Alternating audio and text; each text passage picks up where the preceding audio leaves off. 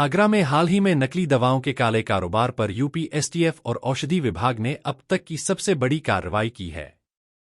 2 महीने की रेकी के बाद पकड़े गए गिरोह से 3 करोड़ 32 लाख रुपए की दवाएं बरामद की गईं।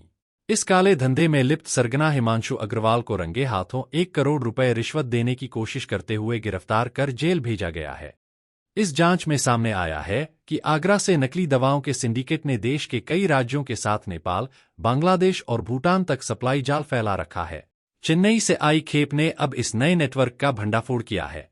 इनके द्वारा असली बिल और पैकिंग में नकली दवाई बेचने की चाल भी उजागर हुई है। 3 करोड़ 23 लाख रुपए की दवाएं पकड़ी जा चुकी हैं। 2,97,000 टैबलेट एलेग्रा 120 पकड़ी गई हैं। इसमें हिमाचल के बाद सामने चेन्नई कनेक्शन आया है। आगरा में एसटीएफ की कार्रवाई में पकड़ी गई दवाओं की एक खेप चेन्नई से भेजी गई थी। अभी तक हिमाचल प्रदेश के बद्दी, सोलन के अलावा उत्तराखंड, गुजरात और महाराष्ट्र की फार्मा कंपनियों से दवाइयां बनवाई जाती थीं। वहां से आगरा होते हुए पूरे देश में सप्लाई की जाती थी।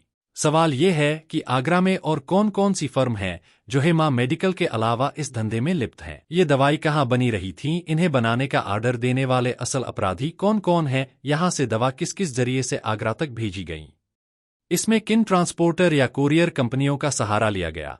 इन सवालों के जवाब अब एसटीएफ अपने तरीके से निकाल कर दम लेगी।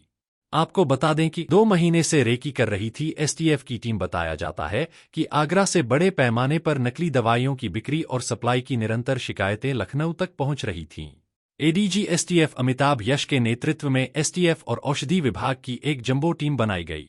अब एसटीएफ पता लगा रही है कि झुग्गी से आलीशान कोठियों तक ये अपराधी कैसे पहुंचे।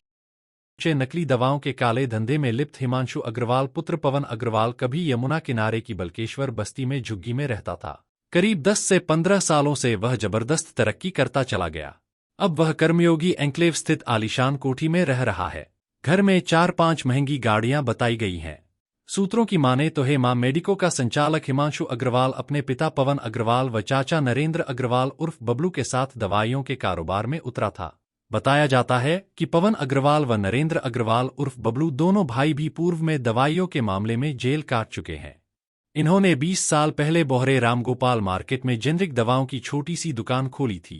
कुछ साल बाद टैक्स चोरी की दवाओं और फिर नकली दवाओं के बड़े नेटवर्क से जुड़ गए। पूर्व में कोविड काल के बाद वह नकली स्टेरॉयड बेचते हुए पकड़ा गया, लेकिन छूट गया। उसके बारे में प्रसिद्ध हो गया कि नकली दवा पकड़े जाने या अवैध कारोबार में खुद का नाम आने पर बैग में रकम लेकर पहुंच जाता है और रिश्वत देकर हर बार बच जाता है। बीते 5 सालों में उसने दिल्ली, हरियाणा समेत 12 राज्यों में नकली दवाइयों का खासा बड़ा नेटवर्क खड़ा कर लिया।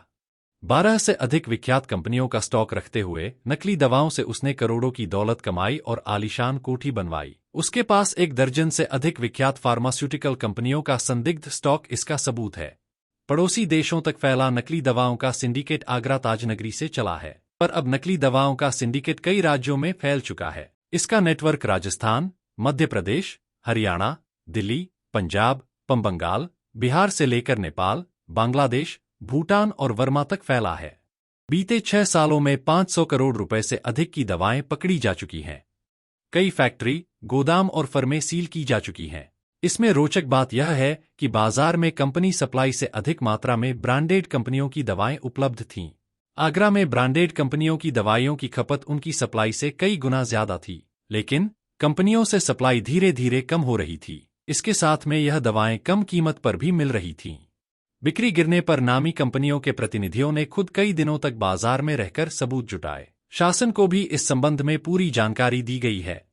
आपको बताते चले कि जब यूपी एसटीएफ की आगरा यूनिट ने दवा के होलसेल मार्केट फव्वारा पर गोगिया मार्केट हेमा मेडिकल की दुकान और गोदाम पर छापा पड़ा तो उसने तमाम सफेदपोश प्रभावशाली लोगों से सिफारिश भी लगवाई।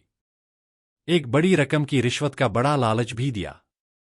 लेकिन इस बार खाकी ने इन मानवता के दुश्मनों को छठी का दूध याद दिला दिया। अब एसटीएफ की आगरा यूनिट के कर्तव्यनिष्ठ व जांबाज इंस्पेक्टर यतेंद्र शर्मा का कहना है कि रिश्वत देने पर उन्होंने हिमांशु अग्रवाल से पूछा कि अगर तुम्हारे परिवार का कोई अस्पताल में भर्ती हो और उसको नकली दवा दी जाए तब। इस पर हिमांशु बगले झांकने लगा। एसएचओ यतेंद्र शर्मा का कहना, ऐसे अपराधियों को कठोरतम कार्रवाई कर जेल भेजना निहायत ही जरूरी है। एडिशनल एसपी राकेश कुमार ने ब्रजदर्पण न्यूज नेटवर्क को जानकारी देते हुए बताया कि नकली दवाएं इलाज के बजाय लोगों की जान ले लेती हैं। अवैध धंधों में लिप्त इन लोगों पर एसटीएफ ठोस कार्रवाई करेगा, साथ ही इस मामले में जुड़े व इस प्रकार के कार्यों में लिप्त आगरा के अन्य अपराधियों पर भी सख्त कार्रवाई की जाएगी।